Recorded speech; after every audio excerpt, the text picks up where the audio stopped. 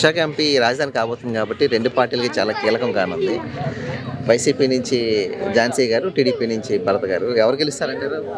విశాఖ ప్రజలు ఎవరు ఓటు విశాఖ ప్రజలు మహిళలందరూ కూడా ఝాన్సీని కోరుకుంటున్నారండి. ఆడ మనిషి కాబట్టి కోరుకుంటున్నారు. ఒకటి. రెండోది ఏంటంటేనండి, సిరిపురం వాస్తవరాలు, విజయనగరం కోడలు. దాని మీద ఏంటంటే ఈవిడ కూడా ఆవిడకి కూడా ఫారెన్లోనో లేకపోతే జపాన్లోనో లేదా హాంకాంగ్లో అక్కడ ఇల్లు వాకిలు లేవు. ఆవిడ వెళ్తే ఎక్కడికి వెళ్తుంది? అత్తారింటికి విజయనగరం వెళ్తుంది, వస్తే మళ్ళీ ఇక్కడే ఉంటుంది. ఇంత గతంలో కూడా ఆవిడ చేసి ఉంది. ఆ ఫ్యామిలీ ఉంది, రాజకీయ ఫ్యామిలీ. ప్రజలకు ఉపయోగపడతారని ఒక ఆలోచన చాలామందికి ఉంది. మరి భర్త గారి విషయం మనం చెప్పక్కర్లేదు. ఆయన మల్టీ మిలియన్, ఒక మల్టీ మిలియన్ తాలూకు మనవడు. అందులో సినీ ఫీల్డ్ మొత్తం ఈ రాష్ట్రాన్ని పరిపాలించిన కుటుంబంలో ఉండేవాళ్ళు.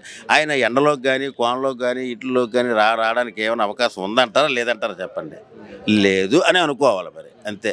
ఇప్పుడు అలా కాదు కదా, ఎక్కడికి వెళ్తుంది? ఏదైనా సిరిపురం దాటి వెళ్ళారు. అది దానివల్ల ఆడవాళ్ళు మగవాళ్ళు కూడా చాలామంది కొంచెం కోరుకుంటారు. గతంలో కూడా ఆవిడ విశాఖపట్నం ఓ షిప్ యార్డ్ కోసం లేకపోతే కొన్ని వీటి కోసం సంస్థల కోసం మాట్లాడింది ఆవిడ ఢిల్లీలో. ఆ ఆలోచన కొంచెం ఆవిడకి ఉంది కాబట్టి మ్యాక్సిమం మరి ఆవిడ కూడా వచ్చని అనుకుంటున్నారు ప్రజలు. మరి వాళ్ళ ఉద్దేశాలు అనుకుంటే తెలియదు కదా. మరి గెలిచే అవకాశాలు ఎవరికి ఉన్నాయంటారు సార్? మా నియోజకవర్గంలో మటుకు ఆవిడ కొంచెం బాగుంది. గెలిచే అవకాశాలు ఉన్నాయి. ఎందుకంటే మీకు ఈవేళ ఢిల్లీలో మీకు అమిత్ షా లేకపోతే మోడీ ఒక మాట మాట్లాడారు, నోరు జారారు.